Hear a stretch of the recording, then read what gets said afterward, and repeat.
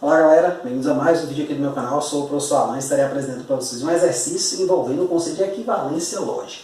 O enunciado do exercício é o seguinte: reescreva a proposição a seguir sem alterar seu sentido, de modo que não haja implicação alguma presente nela. A proposição é a seguinte: se o homem é um mamífero e o sapo não é um anfíbio, então o cavalo é um quadrúpede. Então a gente tem que reescrever essa frase sem alterar o sentido dela e não pode ter esse então nela. Tá certo? É possível fazer isso? A gente vai ver que é.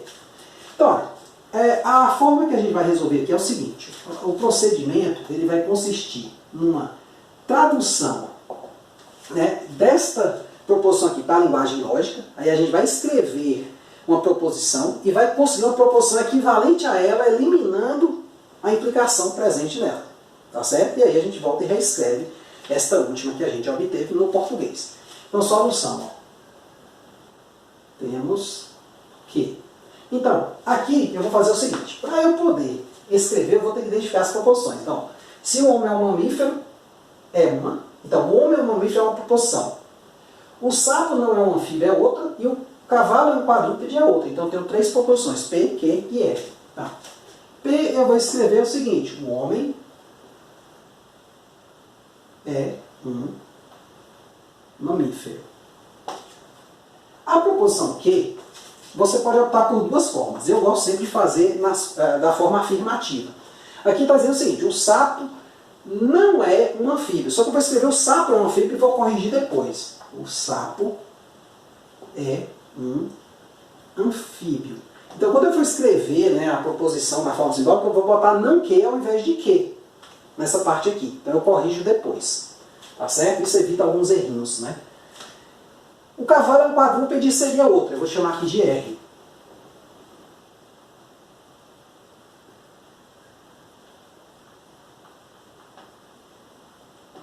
Pronto. Aí agora, com base nestas proposições, ó, 1, 2, né? Foram escolhas nossas. 3, né? Então, com base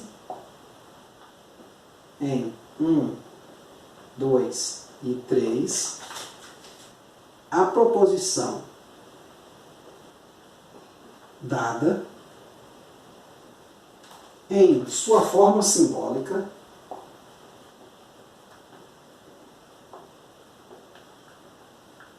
é.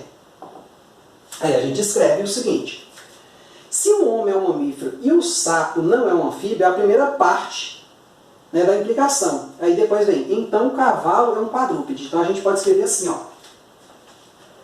Se o homem é um mamífero e o sapo não é um anfíbio, então eu vou botar P e não que, implica, dentro do parênteses, porque eles estão antes do então, depois é o que vem depois, ó. O cavalo é um quadrúpede, com base aqui em R. Então veja que eu fiz a correção do não, que eu não considerei aqui, mas eu considerei ali. Então está tudo ok. Se você lê isso aqui com base nestas informações, dá exatamente essa proposição. Só que aí, gente, eu quero usar a equivalência. Eu queria muito produzir equivalência, né, em relação a isso aqui. Ó. Temos que produzir uma equivalência com P e não que, implica R, retirando a implicação. Pois bem, fácil. A gente sabe, vou botar aqui no cantinho, ó, que P implica que, isso aqui é equivalente ao quê? A não P ou que. Então a gente nega o primeiro, bota um ou e escreve o segundo. Então nós temos o seguinte, ó, P e não que implica R. Isso aqui, o principal aqui é esta implicação, ó. Então eu vou negar essa primeira parte, botar um ou aqui e manter o R. Agora aqui eu jogo de novo, ó, para cá para dentro, ó, não P ou não que, não que ou R. Como eu tenho 3 aqui, eu não preciso de parêntese, porque o ou ele é associativo, né? Então você poderia botar um parêntese aqui se quisesse, mas não precisa. Então aqui vai ser o quê? Não P ou que ou R. Por fim, temos, né, Seguinte, não P, o homem não é um mamífero.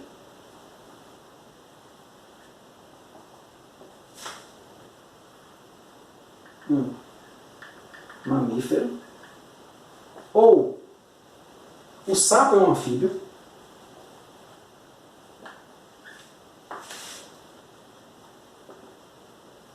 Ou ou R, né? O cavalo é um quadrúpede.